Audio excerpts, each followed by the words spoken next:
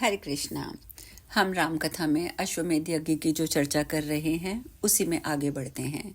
शेष जी कहते हैं, सुमति के मुख से राजा सुमद का ये वृतांत सुनकर महायशस्वी, बुद्धिमान, बलवान शत्रुघ्न जी बड़े प्रसन्न हुए तथा साधु साधु कहकर उन्होंने अपना हर्ष प्रकट किया।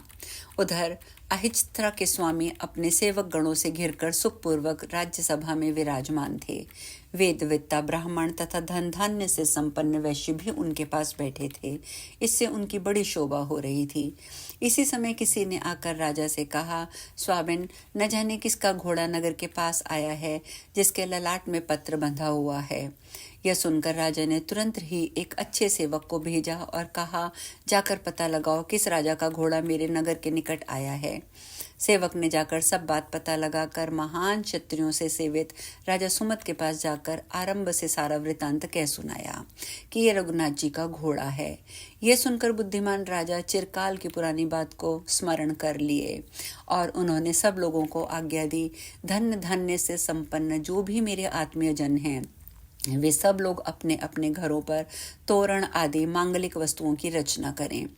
इन सब बातों के लिए आज्ञा देकर स्वयं राजा सुमद अपने पुत्र पौत्र और रानी आदि समस्त परिवार को साथ लेकर शत्रुघ्न के पास गए। शत्रुघ्न ने पुष्कल आदि योद्धाओं तथा मंत्रियों के साथ देखा वीर राजा सुमद आ रहे हैं।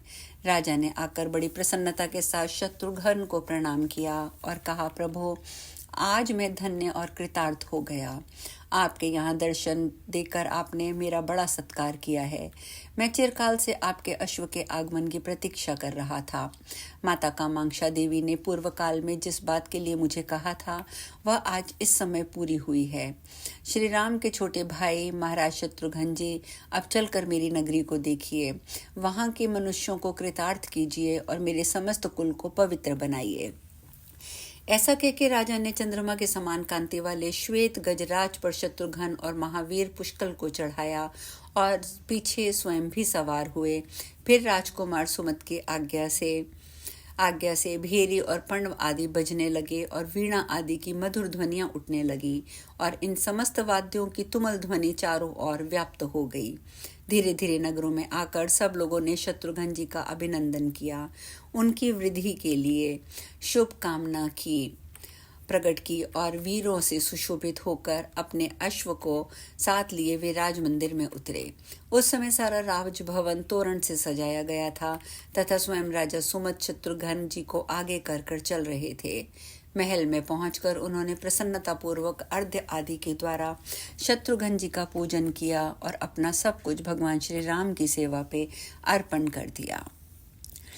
इसके पश्चात शेष जी आगे कहते हैं, तदंतर नरश्रेष्ठ राजा सुमद ने श्री रघुनाथ जी की उत्तम कथा सुनने के लिए उत्सुक होकर स्वागत सत्कार से संतुष्ट हुए शत्रुघ्न जी से वार्तालाप करना आरंभ किया।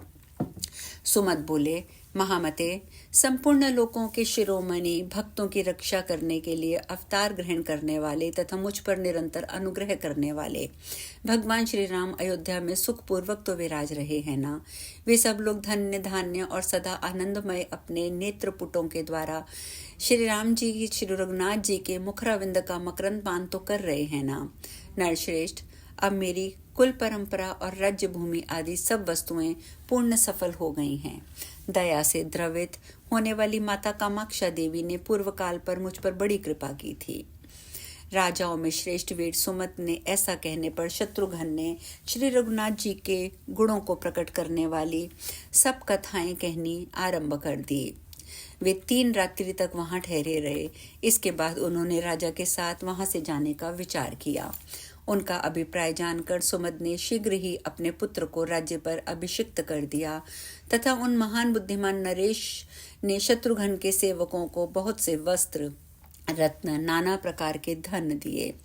तत्पश्चात शत्रुघ्न ने धनुष धारण किए हुए राजा सुमद को साथ लेकर अपने बहुयज्ञ मंत्रियों, पैदल योद्धाओं, हाथियों और अच्छे घोड़ों के जुते हुए अनेक रथों के साथ वहां से यात्रा आरंभ की।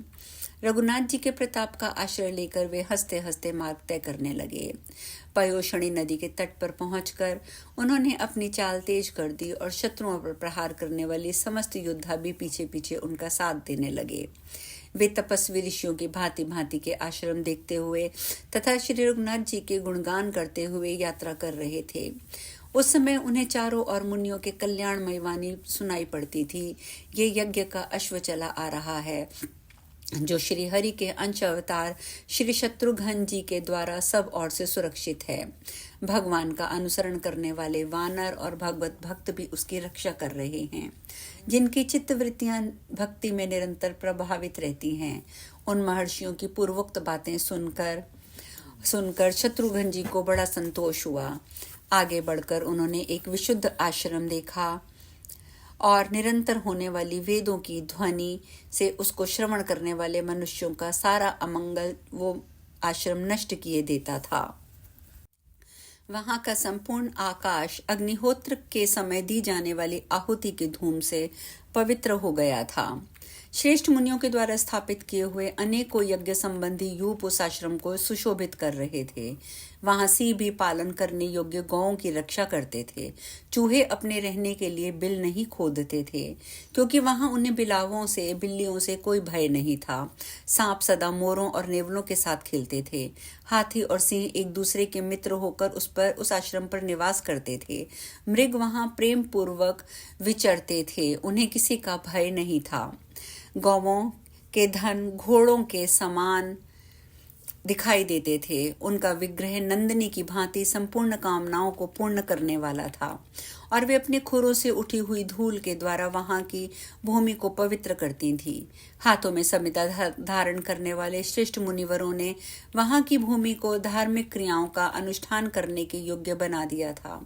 उस आश्रम को देखकर शत्रुघ्न जी ने सब बातों को जानने वाले श्री राम मंत्री सुमति से पूछा।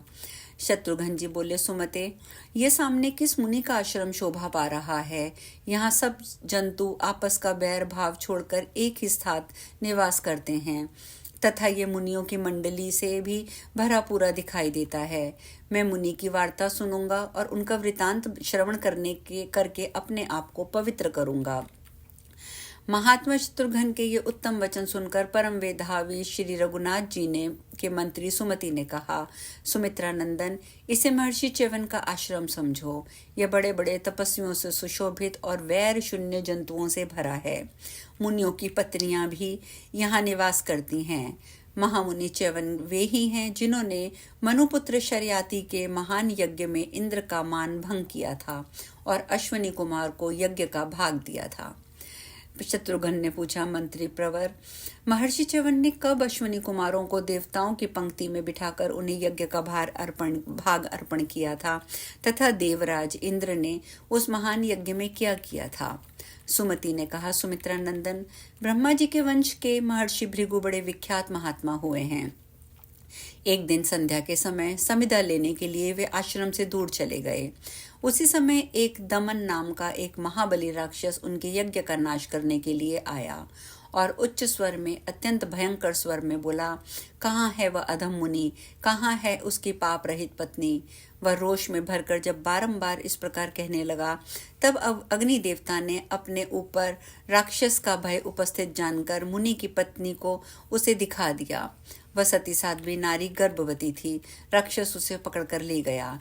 बेचारी अबला कुरूरी की भांति विलाप करने लगी। महर्षि भृगु, रक्षा करो, पतिदेव बचाओ, प्राणनाथ तपोनिधि मेरी रक्षा करो। इस प्रकार वह आर्तभाव से पुकार रही थी, तथापि राक्षस उसे लेकर आश्रम से बाहर चला गया और दुष्टता भरी बातों से महात्मा भृगु की उस पतिव्रता पत्नी को अपमानित करने लगा। उस समय महान भय से त्रस्त होकर वह गर्भ मुनि पत्नी के पेट से गिर गया। वह नवजात शिशु के नेत्र प्रज्वलित हो रहे थे, मानो सती के शरीर से अग्निदेव ही प्रकट हुए थे।